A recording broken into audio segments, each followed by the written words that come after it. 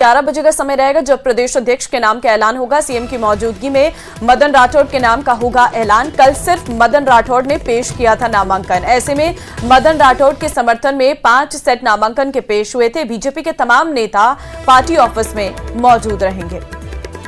तो ये बड़ी खबर है आपके टेलीविजन स्क्रीन पर। कल नामांकन हुआ था और अंदेशा ये जताया जा रहा था कि अगर एक से ज़्यादा नामांकन होते हैं तो उसके दरमियान जो कयास ये लगाए जा रहे थे कि लगभग जो है बीजेपी प्रदेश अध्यक्ष बनना मदन राठौड़ का पूरी तरीके से तय माना जा रहा है। तो उसमें थोड़ी सी संशय की स्थिति हो सकती है, लेकिन अब क्योंकि स्थिति साफ हो चुकी है तो अब जो तस्वीरें हैं वो भी क्लियर हो चुकी है कि एक बार फिर से मदन राठौड़ की ही ताजपोशी जो है वो होनी है। तो इस वक्त की ये बड़ी खबर है। बीजेपी के प्रदेश अध्यक्ष मदन राठौड़ एक बार फिर ताजपोशी हो गई है। प्रदेश बीजेपी ने एकजुट होकर मदन राठौड़ के नाम का ऐलान करते हुए उनके पक्ष में नामांकन पेश किया और उनके समर्थन में कुल 5 सेट नामांकन पेश किए गए। जानकारों की माने तो आज सुबह 11 बजे मदन राठौड़ के नाम का ऐलान हो जाएगा। ये रिपोर्ट देखिए।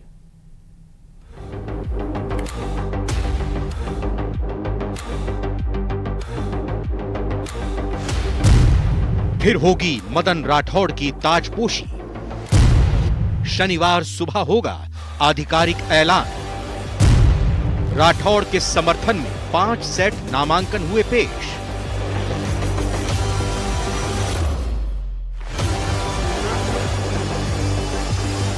बीजेपी प्रदेश अध्यक्ष के चुनाव के लिए मदन राठौड़ ने नामांकन दाखिल कर दिया है।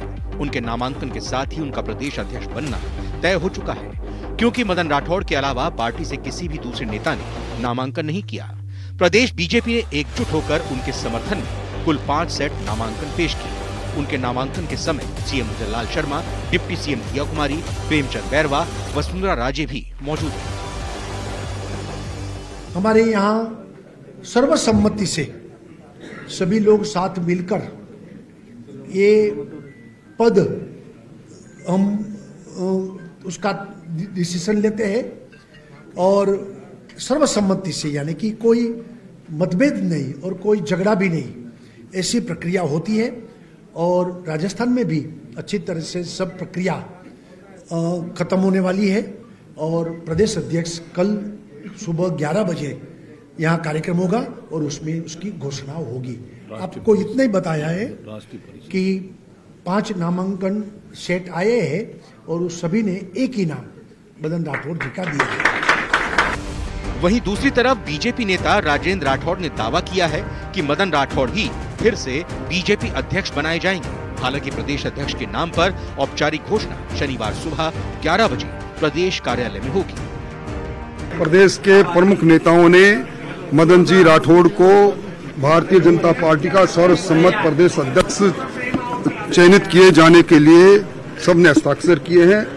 एक ही मदन जी राठौड़ का ही नामांकन दाखिल हुआ है।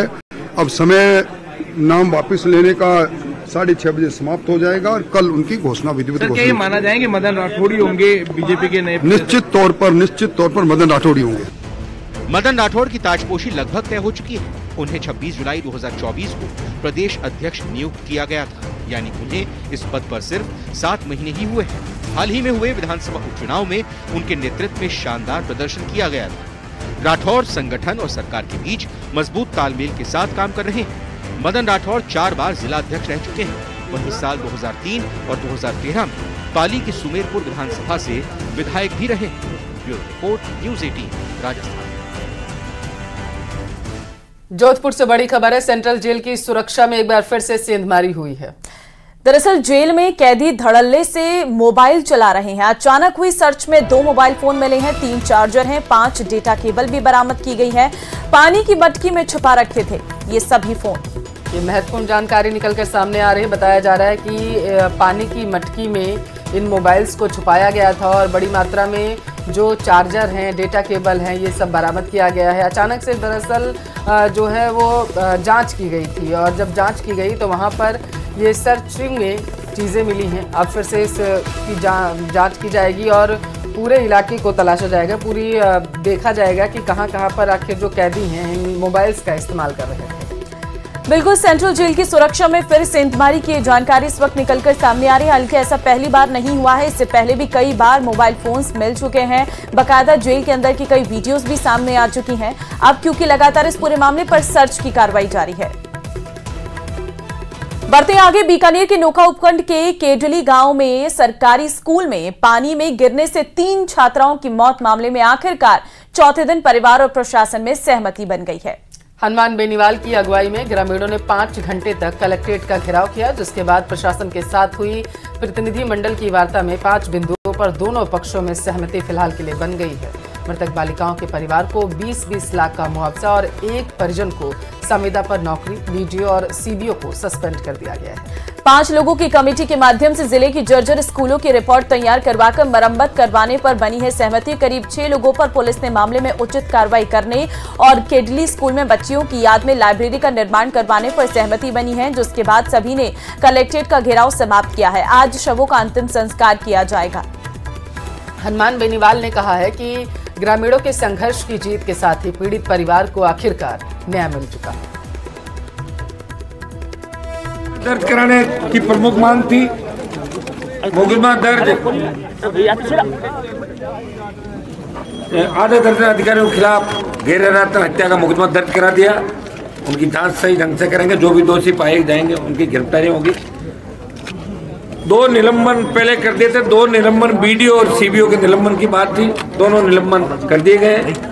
20-20 लाख रुपए का मुआवजा सरकार की तरफ से और जो भी सहयोग से इनका होगा प्रत्येक परिवार को, प्रत्येक बच्चे को 20-20 लाख रुपए, एक संविदा पे तीनों परिवारों को नौकरी।